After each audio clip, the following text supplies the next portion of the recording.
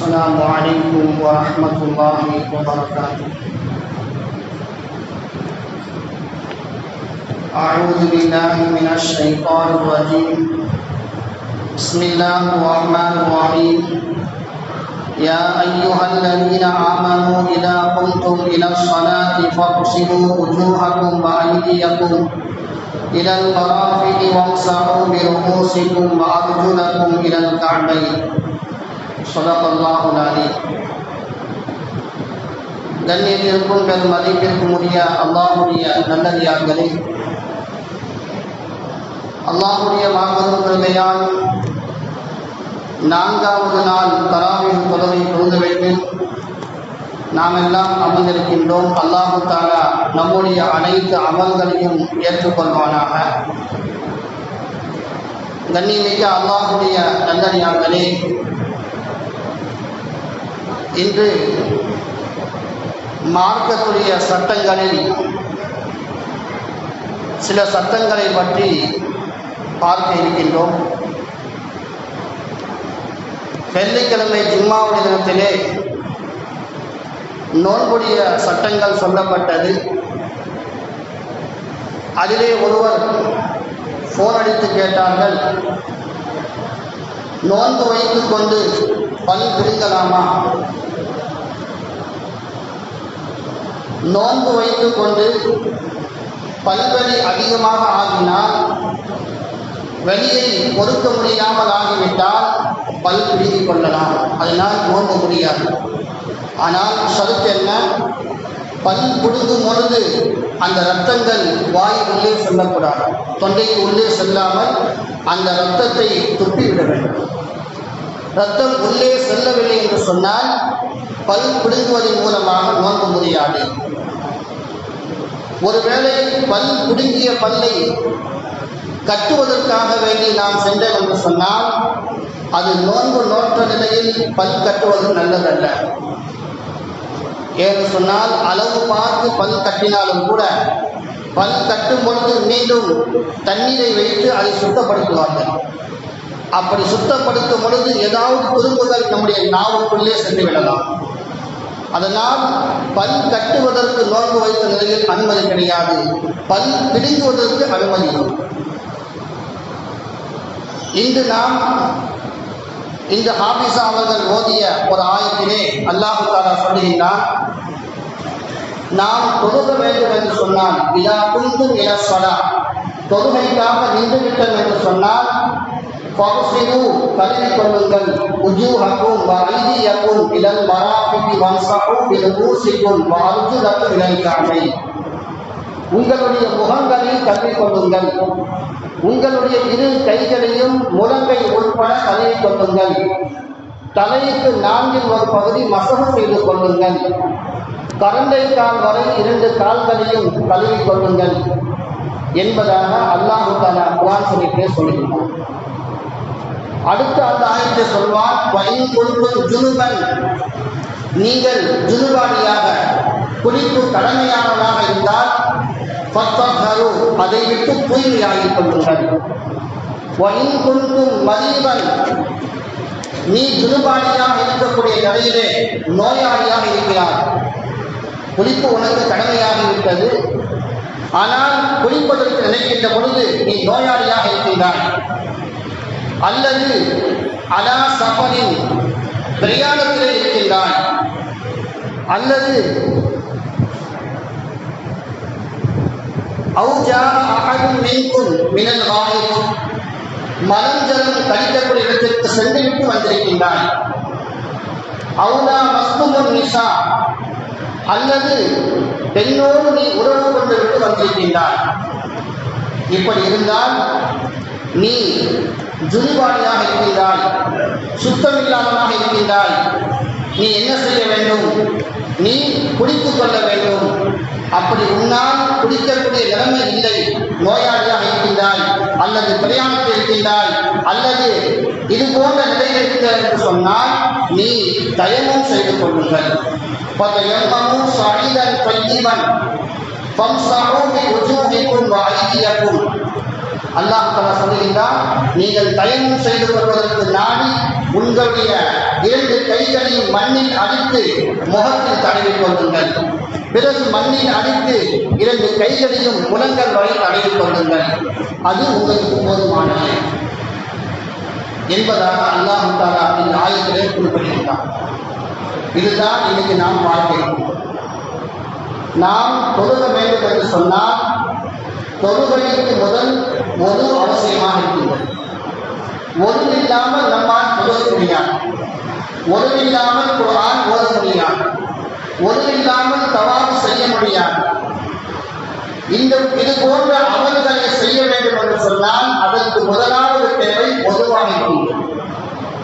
நாம் எல்லாம் ஒது செய்கிறோம். எப்படி செய்கிறோம்? 2 கைகளை மணிக்கட்டு வரை கழுவுவோம், 3 முறை கழுவுவோம், 3 முறை வாய்ப்பு படிப்போம், அப்புறம் பல் துவக்குவோம், மறுபடியும் 3 முறை வாய்ப்பு படிப்போம், அப்புறம் 3 முறை நாசிற்கு தண்ணீர் செலுத்தி மூக்கை சுத்தம் செய்வோம். அதன் பிறகு 3 முறை முகத்தை கழுவுவோம். அதன் பிறகு தாடியை கோதி கழுவுவோம். அதன் பிறகு 2 கைகளையும் முழங்கை உட்பட 3 முறை கழுவுவோம். அதன் பிறகு தலைக்கு மசவு செய்வோம், காதுக்கு மசவு செய்வோம், பிறட்டிக்கு மசவு செய்வோம். அதன் பிறகு கை விரல்களை கோதி கழுவுவோம். அதன் பிறகு கால்களை மணிக்கட்டு வரை கழுவுவோம். அதையும் காலுடைய விரல்களுக்கு இடையிலே கோதி கழுவுவோம். இப்படியெல்லாம் கழுவிதற்கு பிறகு அஷ்ஹது அல்லா இலாஹ இல்லல்லாஹ் வ அஷ்ஹது அன்ன முஹம்மதன் அப்துஹு வ ரசூலுஹு என்ற கலிமாவை ஓதுவோம். இந்த முறை இருக்கின்றதே, இது சுன்னத்தான முறை. இப்படிதான் நாம் எல்லாம் ஒது செய்கின்றோம். ஆனால் இதிலே கவனிக்க வேண்டியது என்னவென்று சொன்னால், சுன்னத்தை செய்வதற்கு முன்னால் ஃபரலை நாம் கவனிக்க வேண்டும். அல்லாஹ் தஆலா இந்த ஆயத்தை குறிப்பிட்டானே 4 விஷயங்கள் ஒருவிடைய ஃபரல். முகத்தை கழுவுவது ஃபரல். முகம் என்று சொன்னால் முகத்திலே அந்த நெற்றியுடைய முன் நெற்றியுடைய ரோமத்திலிருந்து தாழ்வாய் குடி வரை, ஒரு காலுடைய சோனையிலிருந்து மறு கால சோனை வரை முகம் முழுவதையும் கழுவுவது ஃபரல். ஒரு முறை கழுவுவது ஃபரல். அதே போன்று 2 கைகளையும் முழங்கை மொழி உட்பட ஒரு முறை தேய்த்து கழுவுவது ஃபரல். அதே போன்று தலைக்கு 4 ஒரு பகுதி மசல் செய்வது ஃபரல். காதுக்கு மசல் செய்வதல்ல, தலைக்கு 4 ஒரு பகுதி மசல் செய்வது ஃபரல். அதன் பிறகு 2 கால்களையும் மனித கரண்டை கால் உட்பட கழுவுவது அது ஃபரலாக இருக்கிறது. இந்த 4 பலன்களிலே ஏதாவது விடுபட்டு விட்டது, ஏதாவது அந்த 4 உறுப்புகளிலே தண்ணீர் படாமல் போய்விட்டது என்று சொன்னால், முழங்கையிலே கழுவும் பொழுது முட்டியில் தண்ணீர் படவில்லை என்று சொன்னால், முகத்தை கழுவும் பொழுது தாழ்வாய் கட்டையிலே தண்ணீர் படவில்லை என்று சொன்னால், இதுவெல்லாம் ஒழுங்கு கூடாமல் போய்விடும். ஒழுங்கு கூடாமல் போய்விட்டால் நாம் தொழுகக்கூடிய தொழுகைக்கு கூடாமல் போய்விடும். எந்த அமலெல்லாம் ஒழு செய்து செய்கின்றனோ அந்த அமல்கள் எல்லாம் கூடாமல் போய்விடும். அதனால் ஒழுங்கிலே நாம் கவனிக்க வேண்டிய முதலாவது விஷயம், முகத்தை முழுமையாக கழுவுவது, 2 கைகளையும் முழங்கை உட்பட முழுமையாக கழுவுவது, ஒரு இஞ்சி கூட நனையாமல் இருக்கக்கூடாது, முழுமையாக தேய்த்து கழுவுவது. அதே போன்று தலைக்கு 4 ஒரு பகுதி மசல் செய்யும். அதே போல் 2 கால்களையும் கரண்டை கால் மொழி உட்பட முழுமையாக கழுவும். இந்த 4 உறுப்புகளும் சரியாக கழுவப்பட்டால்தான் அந்த ஒழுங்கு பூர்த்தியாகும். உதாரணத்திற்கு ஜனாசா பள்ளிவாசலுக்கு வந்துவிட்டது. ஜனாசா வந்தவுடன் உடனே தொழுக வைக்கப் போகிறார்கள். நாம் அப்போதுதான் வருகின்றோம். நான் வந்து ஒழு செய்வதற்காக வேண்டி 2 கைகளையும் மணிக்கட்டு வரை, பிறகு வாய்ப்பு படித்து பல்வழங்கி மீண்டும் இப்படி ஒருவருடைய முறை முழுவதாக செய்வார் என்று சொன்னால் அதற்குள்ளாக தொழுகையை முடிந்துவிடும். அதற்கு மாறாக ஜனாசா வந்துவிட்டது அல்லது பெருநாள் தொழுகைக்காக வேண்டி தயாராகிவிட்டார்கள். ஜனாசாவிலே முதல் தக்பீரில் கலந்து கொண்டால்தான் ஜனாசா தொழுகை முழுமையாக ஆக முடியும். அதே போன்று ஈதுடைய தொழுகையிலே முதல் தக்பீரில் கலந்து கொண்டால்தான் அதிகப்படியான 6 தக்பீரோடு சேர முடியும். இந்த 2மே மிக முக்கியமாக இருப்பதன் காரணமாக அந்த நேரத்திலே ஒழுங்குடைய பரவுகளை மட்டுமாவது செய்துவிட்டு உடனடியாக ஜமாத்தில் வந்து சேர்ந்துவிட வேண்டும். ஒழுவுடைய சுன்னத் முழுவதும் அவசியம்தான். என்றாலும் நாம் ஜனாசா தொழுகை தயாராக இருக்கின்ற பொழுது முழுமையாக ஒழு செய்வதற்குரிய நேரம் கிடைக்காவிட்டால் இந்த பரலாகிய 4 மட்டுமாவது முழுமையாக செய்துவிட்டு ஜமாத்தில் இருந்து விலகிவிட வேண்டும். ஒருவேளை தண்ணீரே கிடைக்கவில்லை, தண்ணியே இல்லை, 1 கிலோமீட்டர் தாண்டி தான் தண்ணி கிடைக்குது, அல்லது நான் பிரயாணத்தில் போயிருக்கிறேன், அங்கே நான் குடிக்கிறது தான் தண்ணி இருக்குது, நான் யூரின் போய்விட்டால் அதை சுத்தம் செய்வது தான் தண்ணி இருக்குது, ஒழு செய்வதற்காக தண்ணீர் இல்லை. இந்த குடிக்கக்கூடிய தண்ணீரை ஒழு சொல்லிட்டாங்க சொன்னால் என்னால் குடிக்க முடியாது. இப்போ நான் என்ன செய்யறது? அல்லது நோய் அதிகமாக இருக்கு, நான் தண்ணீரில் கை வச்சேன்னு சொன்னால் என்னுடைய நோய் அதிகமாகிறோம், இன்னும் அதிகமாகிறோம், டாக்டர் தண்ணியில் குழந்தை வேண்டாம்னு சொல்கிறாரு. இப்போ நாம் என்ன செய்யணும்? ஒழுவுக்கு பகரமாக தயமம் செய்யணும். எப்படி தயமம் செய்வது? அல்லாஹ் தஆலா சொல்லிக் கொடுத்தா, முதலாவது தயமத்தில் 3 பலன். ஒன்றாவது நீயத்து செய்வது. தயமத்துடைய பலன் நீயத்து. யா அல்லாஹ், என்னுடைய அசுத்தங்கள் போகி சுத்தமாவதற்காக நான் தயமம் செய்கிறேன் என்று நீயத்து வைப்பது.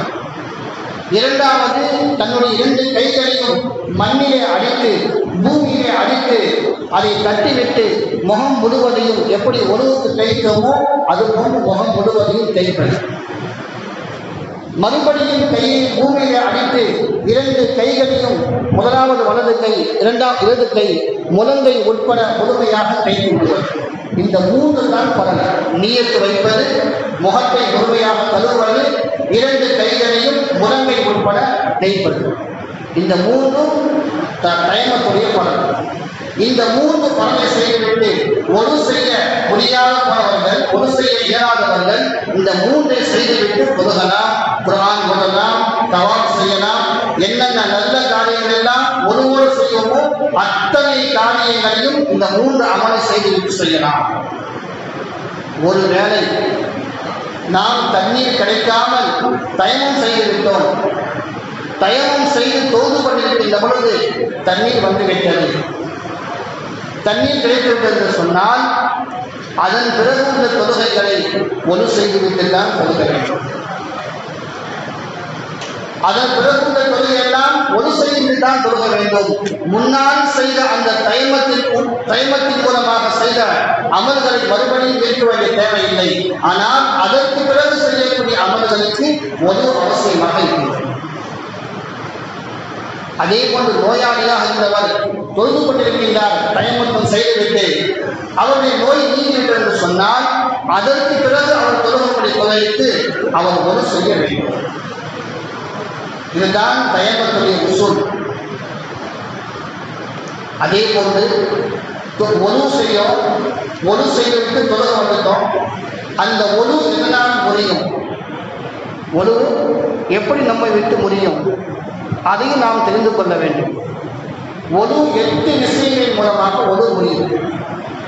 8 காரணங்களால் ஒழு முறிந்துவிடும். முதலாவது, அசுத்தத்தினால் வரக்கூடிய காற்று.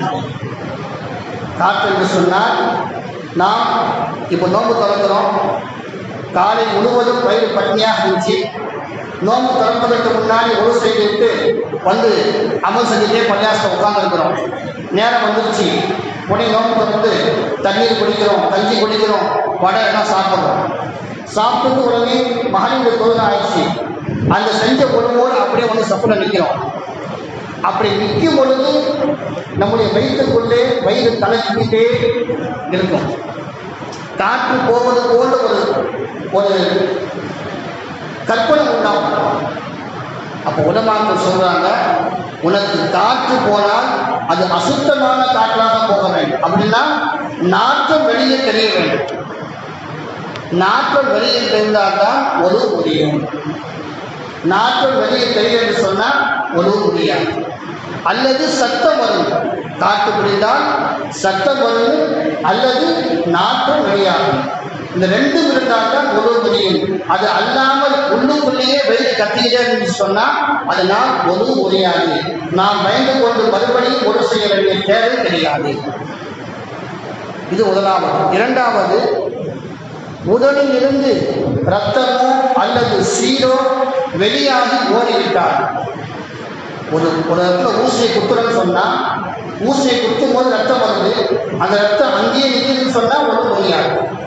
அந்த இடத்தை விட்டு கலந்துக்குன்னு சொன்னா அது ரத்தமாக இருந்தாலும் சீராக இருந்தாலும் ஒரு முடிஞ்சிடும்.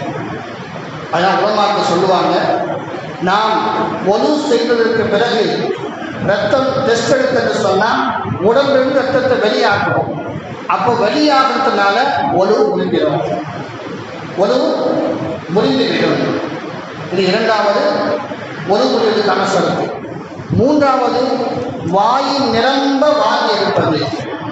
வாய் நிரம்ப வாங்கி இருப்பது, உள்ளிருந்து வெளியாகக்கூடிய அந்த வாங்கி வாய் நிரம்ப வந்துச்சு சொன்னால் நம்முடைய ஒழுவு முடிஞ்சிடும். நான்காவது படுத்து கொண்டோ அல்லது சாய்ந்து கொண்டோ தூங்கிவிட்டோம். ஜும்மாவுடைய தொழுகைக்கு வரோம் அல்லது இப்போ தனாக தொழுகை அமர்ந்திருக்கிறோம், நம்ம அறியாமல் தூக்கம் வருது, அப்படியே தூங்குறோம். எதையாவது ஒரு பொருளை சாய்ந்து தூங்கிட்டோன்னு சொன்னால் ஒழுவு முடிஞ்சிடும். சாயாமல் அப்படியே நல்ல கடகாட்டமாக உட்காந்துருக்கு எவ்வளவு தான் புறத்து விட்டு தூங்கினாலும் ஒழுவு முடியாது. எதிலையாவது தூண்டிலையோ ஒரு குச்சிலையோ அல்லது கையோ ஊண்டியோ சாய்ந்து தூங்கிடன்னு சொன்னால் நம்முடைய ஒழுவு முடிஞ்சிடும். படுத்து தூங்கிடன்னு சொன்னால் நம்முடைய ஒழுவு முடிஞ்சிடும். அதை அடுத்து நோய் அல்லது வேறு ஏதாவது ஒரு காரணத்தினால், நோயோ அல்லது வேறு ஏதாவது ஒரு காரணத்தினால் உடற்பட்டு போவது, மயக்கமாகி போவது. அப்படி மயக்கமாகிட்டன்னு சொன்னால் நம்முடைய ஒழுவு முடிஞ்சு போயிடும். அப்புறம் பைத்தியம் வெளிப்படும். நமக்கு தெரியும், நல்லா இருப்பான், திடீர்னு அவனுக்கு மனநிலை சரியில்லாமல் போயிடுச்சு சொன்னால் அவன் செஞ்ச ஒழுவு அவனை விட்டு போய்விடும். அதன் பிறகு எட்டாவது தொழுகையிலே வெளி சிரிப்பது. தட்டுக்கடி தொழுது இருக்கிறான், தொழுகும் போது அவனை அறியாமல் சிரிப்பு வருது. அல்ல பக்கத்தில் நிற்கிற சிறு பையன் ஏதாவது சேட்டை பண்ணுறான், அவன் இவன் தொகுத்து இருக்கும்போது தன்னை அறியாமல் சிரிப்பு அவனை வெளியில் வந்துச்சு சொன்னால், வெளி சிரிப்பு சிரிச்சுட்டான்னு சொன்னால் அவனுடைய ஒழுவு முடிஞ்சு போயிடும். ஒழுவு முடிஞ்சுட்டா அந்த தொழுகையை முடிஞ்சு.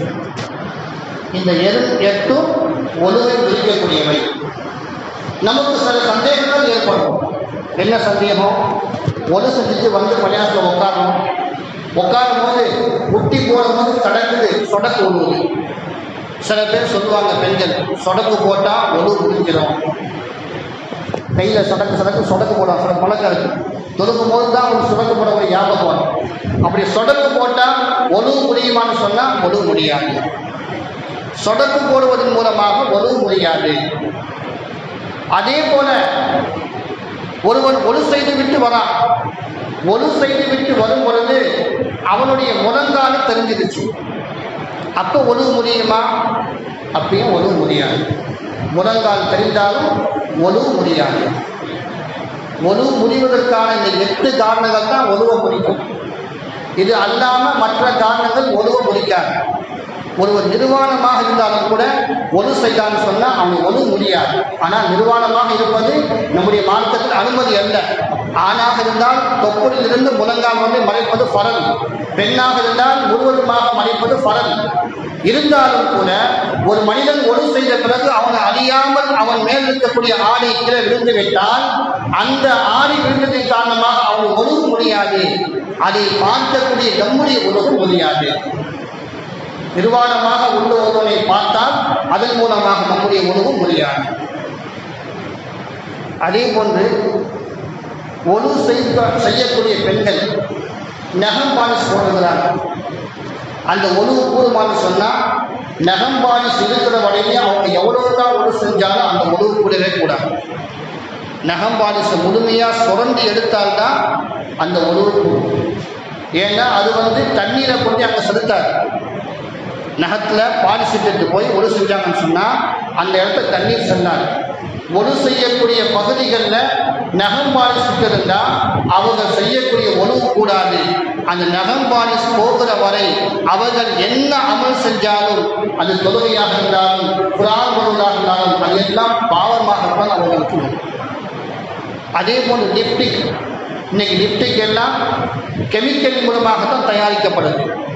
அப்படி லிப்டிக் இட்டாலும் கூட அதுவும் தண்ணீரை கொண்டு செலுத்தாது. அந்த இடத்துல தண்ணீர் அந்த இடத்துல உள்ள போய் படலைன்னு சொன்னால் அவங்களுடைய ஒழுவும் கூடாது. ஒரு சமயம் லிப்டிக்கிறவங்க இயற்கையாக லிப்டிக்கிறாங்க. பீட்ரூட்டை அரைச்சி அதை புழிஞ்சி அதை வரக்கூடிய சாரை எடுத்து லிப்டிக்கிறாங்கன்னு சொன்னால் அப்போ அவங்க ஒன்று செஞ்சால் அந்த ஒழுவு கூடும். அது அல்லாமல் கடையில் இருக்கக்கூடிய கெமிக்கல் பொருளை வாங்கி அவங்க லிப்டிக் போட்டாங்கன்னு சொன்னால் அவங்க செய்யக்கூடிய ஒழுவு கூடாது. அதே போல் நம்முடைய உடம்புல பயன் எங்கேயாவது பட்டுருச்சு, ஒழு செய்யக்கூடிய உறுப்புகளில் முகத்திலேயோ கையிலையோ கால்லையோ தலையிலையோ எங்கேயாவது பயன்ட்டு பட்டுருச்சு சொன்னால் அந்த பயன்ட்டு பட்ட இடத்துல உள்ள அந்த பயன்ட்டை சுரண்டி எடுக்காத வரை நம்முடைய ஒழுவு கூடாது. பயன்ட்டு மட்டுமல்ல, நாம் யூஸ் பண்ணக்கூடிய ஃபெவிக்விக் அது பட்டாலும் சரி, அது அப்படியே உடம்பை நம்ம குடிச்சிக்கும், தோலோடு சேர்ந்து தான் வரும். அதை முழுமையாக எடுக்காத வரை ஒரு ஒழுவு கூடாது. ஒழு செய்யக்கூடிய உறுப்புகளில் எந்த ஒன்றை மாற்றிருந்தாலும் அந்த இடத்துல தண்ணீர் படலைன்னு சொன்னால் இப்படி ஒழுவு கூடாது. உதாரணத்துக்கு பெண்கள் மோதிரம் போடுவாங்க, நல்ல டைட்டாக மோதிரம் போட்டுருந்தாங்கன்னு சொன்னால் அந்த மோதிரத்தை அசைச்சி விடணும். ஒழு செய்ய முடியும். அசைச்சி விடாமல் சும்மா அப்படியே தண்ணியை ஊற்றினாங்கன்னு சொன்னால் அந்த இடத்துல தண்ணி படாட்டி அவங்க ஒழுவு கூடாது. ஆண்களும் மோதிரம் போடுறாங்க, அது மாதிரி டைட்டாக போட்டாங்கன்னு சொன்னால் ஆண்களுக்கு அனுமதி கிடையாது. அவங்க போட்டாங்கன்னு சொன்னால் அந்த போட்ட மோதிரத்தை அசைச்சி விடணும். அந்த இடத்துல தண்ணி படாட்டி அவங்களுடைய ஒழுவு கூடாது. இப்படி ஒழு நாம் செய்யக்கூடிய ஒழு பரிபூர்ணமாக ஆக வேண்டும் என்று சொன்னால் இந்த சட்டங்கள் எல்லாம் நாம் தெரிஞ்சுக்கணும். அதே போல ஒழு செய்துவிட்டு சப்புரை வந்து நிற்கிறோம், ஒழு செய்துவிட்டு சப்புரை வந்து நிற்கிறோம், ருக்குவுக்கு போகிறோம். அந்த சமயத்தில் நமக்கு சிறுநீர் வெளியாவது போல் ஒரு தோணும். வெளியாகிற மாதிரி ஒரு சிந்தனை ஏற்படுது. அப்படி வெளியாகிற மாதிரி சிந்தனை ஏற்படக்கூடியவங்க என்ன செய்யணும்னு சொன்னால், சிறுநீர் கழித்து விட்டு வெளியே வந்தவுடன் ஒழு செய்யும் பொழுது தண்ணீரை கொஞ்சம் எடுத்து கையில் அந்த பகுதியில் தேய்ச்சி தொளிச்சு விட்டுணும். சிறுநீர் எந்த பக்கத்தை படுமோ கையில் அந்த இடத்துல தண்ணீரை தொளிச்சு விட்டுணும். தொளிச்சு விட்டு ஒழு செஞ்சு வந்துட்டேன்னு சொன்னால் நம்ம கையில் ஈரம் இருக்கு பாருங்க, நம்முடைய சிந்தனையை மாற்றிக்கின்னு இது சிறுநீருடைய ஈரம் அல்ல, நாம் தொளிச்சு விட்ட ஈரம் தான் அப்படின்னு மாற்றிக்கிட்டு நம்முடைய ஒழுவு கூட நம்முடைய தொழுகை கூடன்னு சொல்லி தொழுகையை கூட்டியாரு. இந்த சிறுநீர் சொட்டுவது போன்று ஏற்படுது, அது சைத்தான் உருவாக்கக்கூடிய ஒரு சிந்தனை. நம்முடைய சிந்தனையை மாற்றுவதற்காக வேண்டி அவன் அது மாதிரி செய்வான் சைத்தான். அதே போன்று நாம் தொழுகைக்கு தக்பீர் கட்டி நிற்கும் பொழுதுதான் காற்று வரா மாதிரி ஒரு யோசனை உண்டாக்குவான், காற்று பிரிடா மாதிரி ஆக்குவான். வயிறு உள்ளுக்குள்ள கத்திட்டு இருக்கோம், நம்ம காற்று போயிட்டு பயந்துட்டு தொழுகை ஓடி போயிடும். அதனால் தொழுகை முடியாது. வயிறு உள்ளுக்குள்ளே கத்தினால் தொழுகை முடியாது. சத்தம் வந்து காற்று வந்தால் சத்தம் வெளியே வரும், அல்லது நாற்றம் வெளியே வரும், வந்தால் தான் ஒழுவு முடியும். ஒருவேளை ஒருவருக்கு வாயு பிரச்சனை இருக்குது, வாயு பிரச்சனை, அவருக்கு காற்று எப்போதான் புரிஞ்சுக்கிட்டே இருக்கும். ஒரு செஞ்சு சொல்லுவார், சத்தமாக காற்று வெளியே போயிடும். இப்போ அவர் என்ன செய்வது? மார்க்கம் சொல்வது, ஒருவருக்கு இது போன்ற வாயு பிரச்சனை இருந்தால் அவர் ஒரு செஞ்சு விட்டு பள்ளிவாசல் தொழுகும் பொழுது அந்த தொழுகை பரலான ஒரு செஞ்ச ஒழுங்கு மூலமாக ஒரு பொருளை அவர் நிறைவேற்றலாம். அந்த ஒரு பொருளை நிறைவேற்றும் பொழுது அவருக்கு அந்த காற்று புரிஞ்சாலும் அவருடைய ஒழுங்கு புரியாது, அவருடைய ஒழுங்கு தெரியாது. ஒரு பொருளை நிறைவேற்றலாம், அந்த ஒருவர் கொண்டு அதன் பிறகு நப்பிலான வழக்கங்களை செய்யலாம். இன்னொரு பொருளை நிறைவேற்றணும்னு சொன்னால் மறுபடியும் அவர் ஒழுங்கு செய்யணும். அதே போல ஒருவருக்கு சிறுநீர் சொட்டக்கூடிய பிரார்த்தனை இருக்கு, அதுக்கு அரபில் சொல்லுவாங்க செல்சிலா அப்படின்னு சொல்லுவாங்க. சில்சிலா அதாவது சிறுநீர் சொட்டிக்கிட்டே இருக்கும், யூரின் போயிட்டு வெளியாகி வருவார், அவருக்கு திரும்பவும் ஒரு சொட்டு ஊற்றுற மாதிரி சொட்டிக்கிட்டே இருக்கும். 1 மணி நேரம் அல்லது அரை மணி நேரம் அவர் சொட்டிக்கிட்டே இருக்கும். இந்த ப்ராப்ளம் இருக்கக்கூடிய என்ன செய்யும்?